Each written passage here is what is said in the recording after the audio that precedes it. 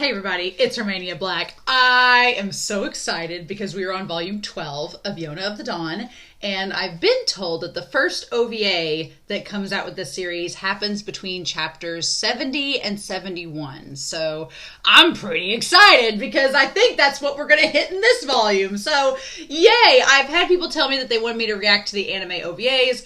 I wanted to, but I wanted to read the manga first to get as much context before going into these OVAs, because I'm assuming that you could probably watch the OVAs without reading the manga, but it's as much has gone on in the last 3 volumes, as much as happened in volumes 9, 10, and 11 that are after the anime. I'm like, so much has happened and there's so much more character context now. I'm like, no, I need to read the manga before getting into this OVA. So I'm pretty excited. The cover on this is beautiful. It's Yona in her dancing gear, her wedding dancing gear that she did at the end of volume 11. It's surprisingly got a lot more blues and pastel purple colors. I figured with it being like a fire tribe thing, fire quelling, it'd be more like whites and reds. It's a lot more cool colored than I imagined, which is interesting. But there are gangs in the Kai Empire. They're trying to find this Isa grain that Yoon can take back and cultivate for the fire tribe to help them be able to have a sustainable food source that they can possibly trade and help out with to make their kingdom stronger. And then Taejun's been left behind to kind of like do infrastructure rebuilding there while they're away. So, and then while we're in the Kai Empire, Yona has had to come to terms with her feelings for Soo-Won. Hawk is coming to terms with his feelings for Yona. And then we've learned about Soo-Won's feelings for Hawk. And it's just been like, it's been the greatest love triangle in manga history. So it's been great. But yeah, I'm really excited to get into this volume and see what all leads up to the OVA. That's pretty exciting. So I'm going to be reading the manga up until we get to chapter 70. And then after chapter 70, I'm going to be watching the OVA and then round out, I'm assuming with chapter 71. I think that's the last chapter of the volume if I'm timing it right, but we'll see here in a minute. So we will do a little bit of like pause and go back in there, but in the full reaction, in the part that's cut out of the YouTube discussion, it'll be the OVA and the manga together. So but let's not waste any more time, shall we? We are going to start volume 12 of Yona of the Dawn. I am loving this manga so far. And we're going to start that here in 3, 2, 1. Yeah.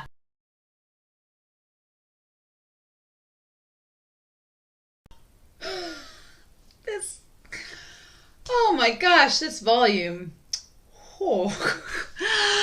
When we started the OVA, I was like, wait, how is this connecting between chapters? But no, it makes sense now. It's a nice little bonus chapter to bridge us between the end of this volume into volume 13, which I'm glad for because, that OVA, first of all, before we talk about this volume, that OVA, it was such a... I love that the mangaka, that Kusanagi got to tell this story that she's been wanting to tell for a while to kind of bridge that whole thing of Kija being thought of by Jeha as just being a puppet. And then we find out the truth behind the scars. Oh my gosh. And the craziest thing is, now the manga did not give us those little brief glimpses that we saw with Kija of the flashback. We didn't get those. I was like, ooh. But they're there. And it's so crazy, right? Because it's so wild in that Jeha, he's associated his own backstory with his predecessor and just thought that Kija didn't have any struggles with his predecessor like Jeha did. And then to come to find out, like, no, Kija did have these scars of the past. The fact that his predecessor was his own father. And I'm assuming that maybe all the White Dragon's predecessors are their own fathers. I don't know, but... the scars on his back make sense now. And at first, when Kija had fond memories of the scars, I'm like, that's when he said it was his only contact with his father. At first, I was like, yeah, that's great, but your dad clawed you because he felt this despair, kind of like Ao did with Sina, that his despair that his power was going to go away and he was going to be useless. The only difference is, the funny thing is, Ao found freedom in that. Ao finally found the freedom from the curse with losing his powers to Sina, whereas it's the opposite with Kija's father. Kija's father went into despair because it meant that he wasn't going to be able to serve his life's duty of protecting the king. It was going to go to someone else, and he just despaired over that. So it's funny how that's the opposite in those two instances. But at first when Kija's like, oh, it's a fond memory, I'm like, I don't understand how. But then at the very end, when you find out that the whole time his father wanted to see him, wanted to touch him, and the village just wasn't letting him because they were afraid he'd hurt him, that's when you're like, oh, his father did love Kija. He always wanted to see him. He just wasn't able to. It's like, okay. That all makes sense now. That all makes sense. And it's beautiful how Kija, like, he's like, I don't need to forgive you, Father. I get why you did what you did, and you still loved me in the end. And, like, for his dying words to be his son's name. And it makes more sense now why Kija does not want to get married and have kids, because he's like, I don't want to pass this power on yet. No! I got to serve my queen. I'll worry about all that afterwards. It makes sense now why Kija does not want to get married and does not want to pass that power on. He's like, no. No, I got to serve my queen first. Oh, but then that whole thing with the misdirect with the spider, again, Yona of Dawn's humor is absolutely hilarious. I'm like, of course it was just a spider, not the actual scar.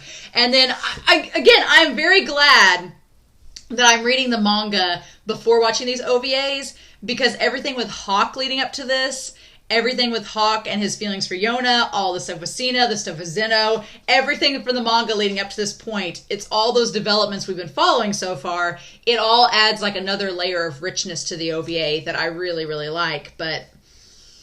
And the fan service with all our Dragon Boys are hot. Like, just, I love that Sina just like plunks himself in the water and he's so pale because he never like sees sunlight. It's cute. We got to see Jeha's leg. We got to see the dragon leg.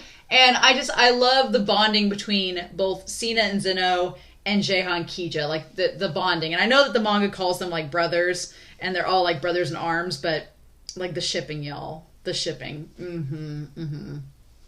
I love at the very end they all give their soap to Yona. It's so cute. It's so darn cute. I'm like, So this volume, though. This volume, oh my god.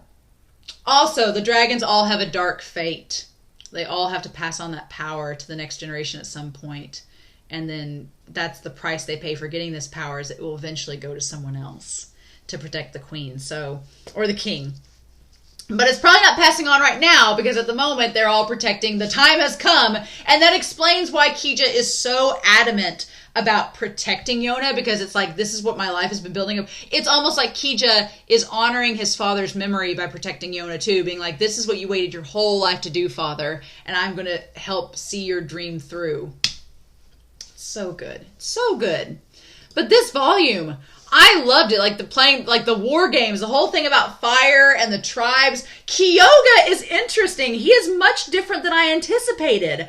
I'm pleasantly surprised. Kyoga's attitude and everything, he's oblivious to everything, because Su Jin has been keeping so much stuff with this coup in the dark. And it makes sense now. There's a part of me that thinks that Su Jin doesn't want his son involved in case things don't work out. He didn't want to like throw his sons to the wolves. He wanted to keep them safe, and knowing that they had no part in this. If I respect Su Jin for one thing in this whole story, it's that it seems like he didn't want his son to get involved. His son would not be connected to this. And Taejun, that's like the only thing that I can give him credit for, because otherwise I'm like, oh, and him underestimating Soo-Won so much. I love the falcon, like the hawk, the falcon coming in on Soo-Won. I love this motif. It's great. Ties to the OP in the anime. But Jeha just won't leave Hawk alone. He won't leave Hawk alone. He's like, come on, Hawk, just admit that you like Yona. And Hawk's like, and poor Hawk can't catch a break. The girl's falling on Yona and Yona seeing, the girl's falling on Hawk and Yona seeing it and being like, oh, I see what you're doing. And Hawk's like, I'm not. I love that Hawk gets the rap as being a playboy when he is anything but. He's just Yona sexual. It's like, maybe Soo-Won sexual, but that's pretty much it. It's hilarious. And then Zeno is still mysterious, saying that he's like a master and a pet to Yona. It's like, Zeno is so curious. But the shots of Sina in this episode, the shots of him staring out with his eyes and looking so like scared of what's going on or apprehensive.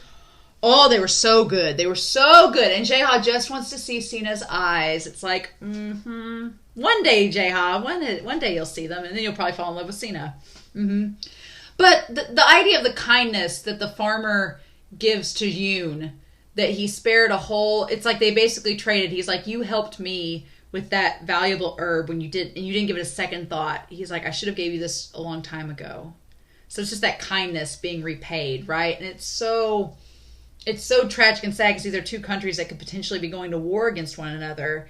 And there's this moment of partnership and negotiation and peace, and it's beautiful. But yeah, oh my gosh. So I wanted to read this. Hello, this is Mizuho Kasanagi. Thank you very much for picking up a copy of Yona the Dawn, Volume 12. In this chapter, I had a lot of fun drawing the boys packed together in a single tent. Sina usually sleeps with his back towards everyone else, but he turned the other way to make room for Zeno. Now for a very important announcement. Issues 18 and 20 of Hana to Yume in 2013 will include a Yona of the Dawn audio drama CD. Issue 18 will go on sale the same day as the new volume on August 20th, 2013. And issue 20 will go on sale on September 20th, 2013. So long ago. But yeah, so I love Yona's resolve. Yona's like, something's going on. And it's been established that this has been going on for years. So Su Jin's been planning this coup for years, and he was planning it against King Il from the start, right? But when Soo-Won took over, that changed some things. So that brings in a whole nother thing into this deal. Like, did Soo-Won act at the time he did because he found out that Su Jin was planning on this coup? Is that what sprang Soo-Won into motion? Did Soo-Won learn about this coup and realized that Yona and Hawk were in danger, and that King Il was possibly going to be killed, and that the kingdom would be thrown into chaos? And so he was like, nope, can't have that. And did he go talk to King Il and try to say, hey, you're about to have a coup happen. What are we going to do? And if King Il was like, I'm not going to do anything, if he was going to be a pacifist about it, and Soo-Won's like, well, someone has to protect this kingdom, and I'll do it if you can't. And King Il's like, well, then you'll have to kill me.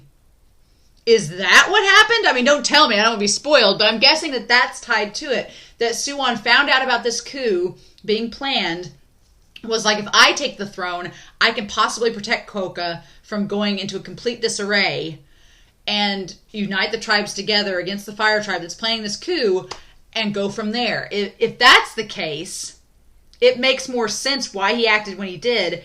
And Soo-Won's like, well, damn it, I don't want to drive Yona and Hawk away, but it's the only way I can save them. I don't know, but the fact that the timing of this, the fact that Taejun, he said he had to alter his plans or not Taejun, but Su Jin. The fact that Su Jin's like, I had to alter my plans just a little bit, but I'm still on track.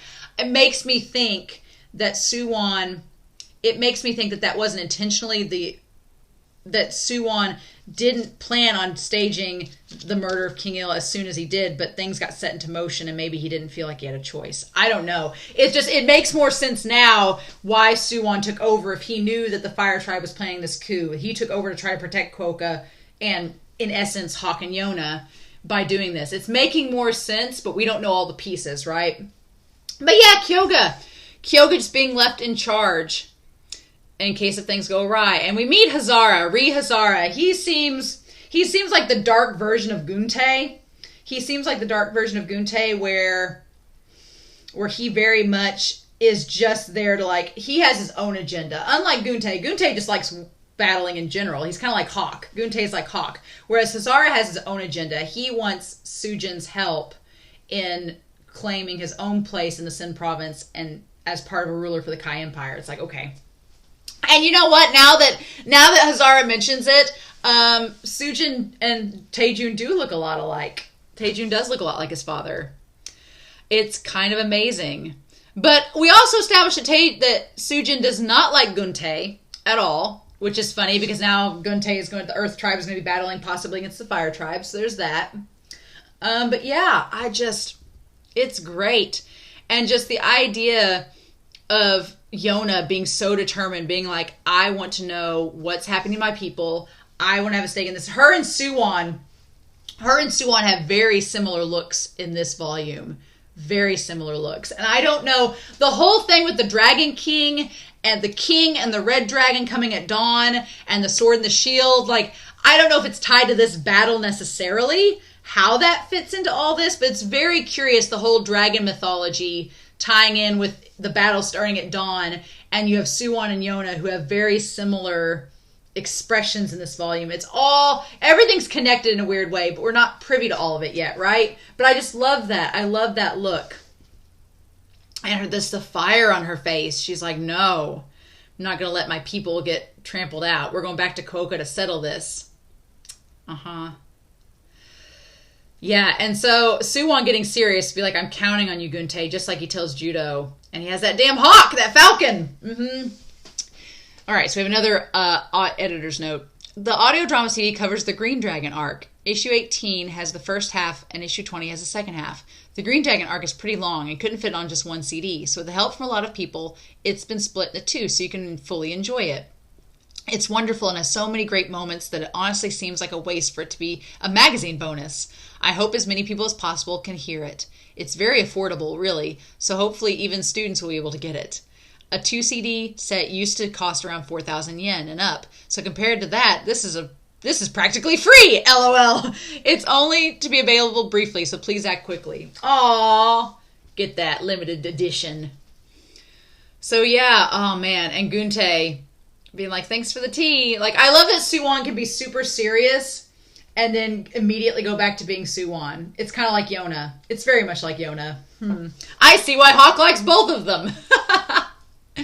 But yeah, and speaking of which, this whole thing with Saika, this whole thing going underground, it all ties back to the last volume where we get that backstory of Hawk and Soo-Won in the back streets, getting the information. I love how this mangaka ties everything together and it all has a purpose. It's like, it's great storytelling. But our Dark Dragon and the Happy Hungry Bunch, they look like a Dark Dragon bunch indeed in this. They're super serious. I love that Sina has traded his masks for the blindfold. It's very cute. But yeah, all the troops coming up and Hazara. And Yona is afraid that there's going to be a war in her kingdom. So yeah, it's great that, here's the thing, Kyoga has this big impassioned belief that he is the descendant of the fire dragon. And Su Jin believes it as well, right? They believe that they are the descendants of the red dragon, and it's their birthright to have claim over the kingdom. Which is interesting. I'm wondering how it all ties to Yona. If Yona's mom is related to the fire tribe, or how that works. It's curious.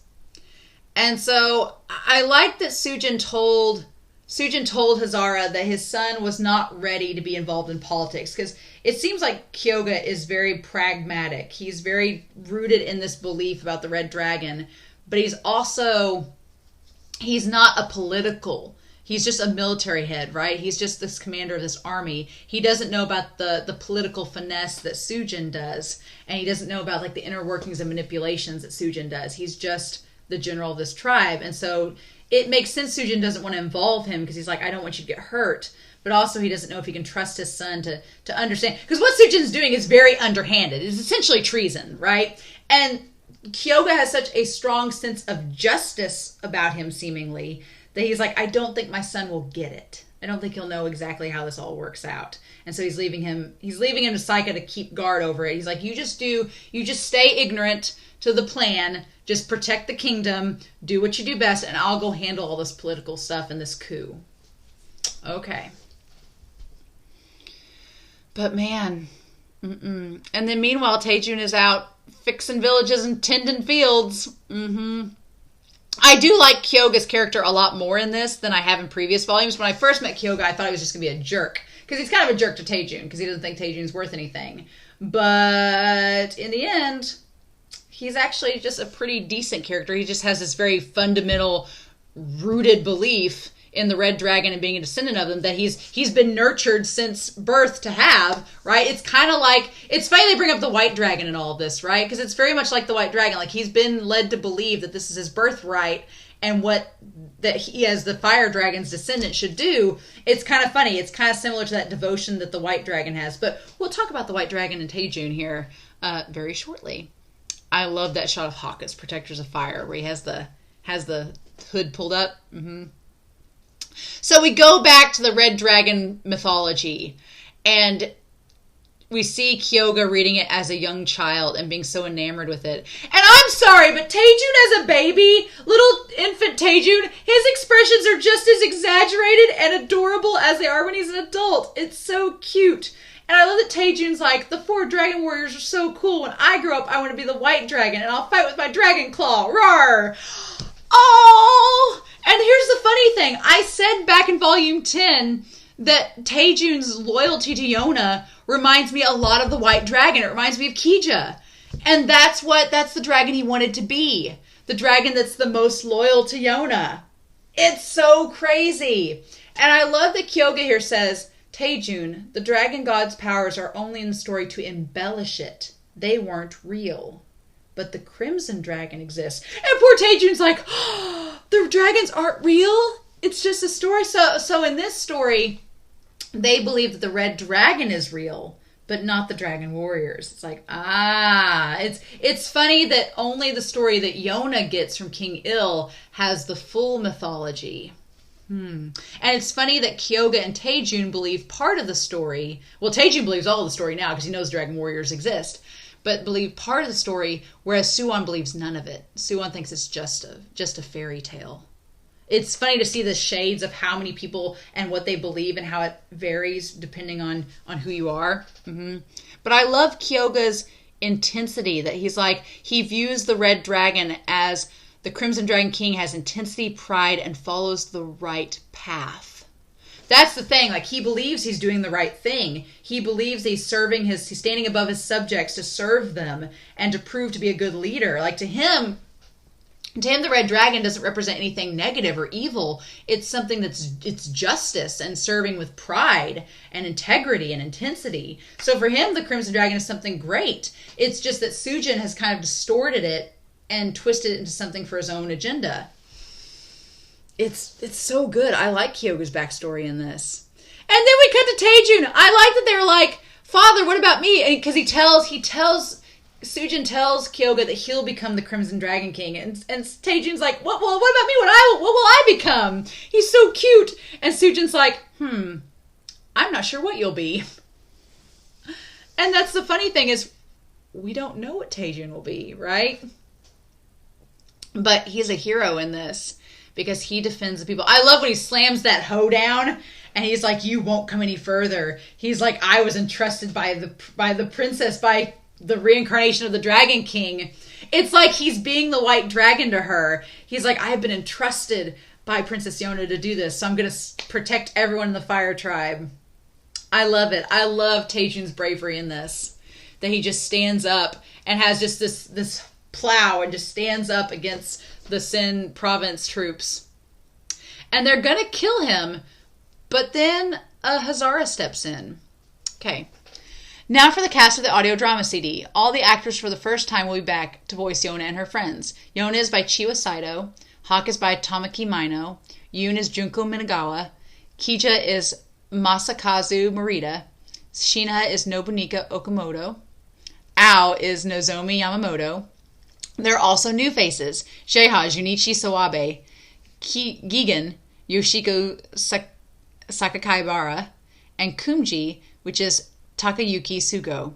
There were 26 other actors who gave passionate performances as pirates, government officials, and women. When I sat in on the recording sessions, I was blown away by each and every one of them. I have to tell you, my hands went numb and my legs were shaking. I've never been so nervous in my life. I feel like maybe I've used up my lifetime supply of good luck. Oof.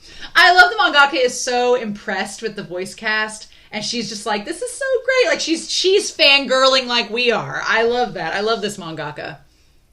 But yeah, so then, and Hookchi steps in, and so does Hazara. And it's interesting because Hazara's like, well, if I attack the son of Su Jin, then my chances of Su Jin helping me are going to dwindle. And I need to use Su Jin to take control of the kingdom and secure my spot in the Kai Empire. So it makes sense why Taejun isn't attacked. But it's funny. I love how throughout this volume it all pieces together. Like we get little snippets as it goes, like a mystery, and then Hawk and them put it all together by the end, right? Except they don't predict the Soo-Won as they've been piecing everything together, so has Soo-Won. And so what we don't see is them showing up and knowing that Soo-Won's there. We don't get to see that part, so I'm assuming that's going to happen in volume 13. But yeah, Yona makes the decision that we're going to defend Saika, we're going to defend our people, and stop these troops before a war happens. I love it. I love that we get that. And it's funny that Jaeha and Sina, when Jaeha gets given Sina to go investigate, Jaeha and Sina seem to have the least likely relationship with one another because they're the most opposite. And so I love that Jaeha is always kind of hesitant with Sina. He's like, I don't know how to read this guy. Kind of like how Hawk feels about him too. But God, those shots of Sina looking, they're so good. I love when Jaeha and Sina get serious faces in this. It's great. Oh, y'all. But I just absolutely love that Yona makes the decision to save her people. She's like, no. And it's not a matter of fighting. It's not a matter of protecting Soo-Won necessarily. I like how she phrases, she's like, we're going to protect your homeland, Yoon. We're going to protect my kingdom. Like, we need to do the overall better decision. Put aside our distrust towards Soo-Won and how we feel about him. And instead, save the people of the city. So she's like, no. We're going to stop. I also love Hawk's face when she fires that fire arrow. He like gives that smirk up to her like outstanding. Like, Hawk, could you be any more of a perfect husbando? Could you? No, I don't think you could. It's just, But yeah, so that's when they all piece it together that Hiryu Palace is their real target. And they're going to try to kill Soo-Won. And so the big question becomes, what do we do about it? What do we do about, like, this rebellion? Like, do we help Soo-Won? What should we do? And Yona's like, we are going after Su Jin and Ri Hazara. Like, we're not helping Soo-Won necessarily, but we're helping our kingdom. We can't let this nation get thrown into chaos. So Yona's like, it's not that I want to protect Soo-Won because I'm still mad at him. I still don't trust him, but we can't let them get through with this coup or it'll just throw everything else into chaos. And you know that she also still has feelings for Soo-Won, so that's part of it. But I like that she's like putting the nation as a whole as the priority, right? And then meanwhile, we have Hazara and Su Jin rushing off to battle. And I like that Hazara is he's very atheist. He doesn't believe in any religion or any like gods or anything like that. He's like, all he knows is power and strategy. And he's like, he views Su Jin as delusional. But he's like, you can believe whatever you want. I'm going to take advantage of your delusions. And if that's what gets me ahead of all this, then sure, you believe what you want to. I'll get what I want in the end. But God, that sight of Yona. So we established with the horseback riding that Yona has only ridden a horse once. Most of them have ridden a horse. Zeno is the most experienced on horseback. Okay. Sure. Surprising no one. Again, my theory that Zeno is maybe older than he looks. Like, how would you have all this time to get all this experience doing all this horseback riding, huh? I don't know. But, and then Yoon, of course, and then Jaeha's like, I took many a girl on a long ride. It's like, sure you did, Jaeha. Sure you did. But yeah, when Yona goes up to get on the horse, she thinks of the only time she was ever riding a horse, and that was with Soo-Won at the very beginning of the story. But here's my thing. I do believe that Yona still has feelings for Soo-Won. I do. And I get why she does. But the thing of it is, Soo-Won is not there with her. He's in the past. And in the present is Hawk with her. And that's my thing. Like, I definitely can see the people that ship Yona and Soo-Won together. For me, what gets me and Hawk with Yona is that Hawk is in her present. And if we're talking about the future of these characters, I could see Hawk in Yona's future. I don't know if I see Soo-Won in Yona's future. So, I don't know. I love this point that he's like, Princess, you are of this country's royal bloodline. You're going to defend our nation. Focus on that. Don't think about Soo-Won. Don't think about all the stuff that we're dealing with. He's like, I'm thinking of the same thing. And it's almost like Hawk is telling himself that too. He's like, focus on saving the kingdom. And she's like, all right, I will. Let's go. I am the daughter of King Il, and I won't let anyone have their way with Kohka. But she can sense that she's getting closer to Soo-Won. Oh my God, I love it. I don't know what's going to happen in Volume 13 because Soo-Won has staged this counterattack with Judo and the others. I'm assuming Guntae is going to get involved. That Soo-Won's led this counterattack, so I don't know how that's going to go necessarily. But I don't know where Yona and them are going to... I don't know if Yona and them are going to meet up with Soo-Won on the battlefield, or if they're going to fall back and take care of Su Jin and Hazara as they're retreating, how that's going to work. All of this in volume 13 is going to be very interesting. But I love that double spread of Soo-Won just looking there like, surprise, bitch, bet you didn't expect me. All right. Over on my blog, I'd like to share info on the audio drama CDs and report on the recording sessions, so check it out if you'd like. You can also check out Hana Tayumi's website and their Twitter account. Now, for the main Yona story, the battle has finally begun. From this point on, it will be overlapping with a Soo-Won arc. Ri Hazara, who was introduced in chapter 66, has a sinister-looking face, but he drinks floral tea. When you think about that, doesn't he seem a little cuter? I like that there is that big distinction between him and Guntae. Like, Hazara and Guntae are similar characters, but Guntae hates the floral teas, and Hazara likes it, so I like that little distinction. So we're getting a Soo-Won arc. All right. I'm ready for it next volume. Sure. And then Soo-Won seems surprisingly confident. And I like this relationship between him and Judo. If there wasn't such a big age difference, I would maybe ship Soo-Won and Judo, but there's a huge age difference. Like when Soo-Won was like 9, Judo was 24. There's like a, what is that? A 15-year difference? Yeah, 15-year age difference. It's pretty big, so I don't know if I could ship them based on that. But it is cute to see them, their relationship and how it is here. And yeah, that hawk, that falcon going there. I love it. I love it. Today's battle is just the first small mountain. So what are we doing with that? That's interesting too. So next volume is going to focus on this battle against Su Jin and Hazara. The Happy Hungry Bunch is probably going to get involved. Soo-Won, we're going to get an arc with him. Oh my gosh. Y'all. The OVA was amazing. I loved it. I loved that it was a side story, but it connects to everything we've read so far, and it was just wonderful. But y'all, this was great. This was absolutely wonderful. I loved it. I'm starting to get a little bit of a headache. So if I do this a lot, it's because I'm getting a headache. So I'm sorry if this discussion is a little bit short, but I'm going to go take something and lie down for a little bit, and maybe my headache will recede. But it was worth it because this volume was great. And I loved it, and I loved the OVA so much. I'm glad I waited a little bit. And I'm going to wait until the next 2 OVAs are not until chapter 101. So we got some more volumes until then. It's fine. It's fine. And I've had a lot of people recommend say that I need to read the volumes of the manga before getting into those OVAs. So, good to know. Good to know. But in the meantime, gosh, this volume was awesome. I hope y'all enjoyed it. I'm very curious to know your thoughts down below. But in the meantime, I hope y'all have a wonderful week. Please stay safe. Take care. And yeah, this was great, this OVA and volume. But I'll be back next week with volume 13 of Yona of the Dawn. Bye.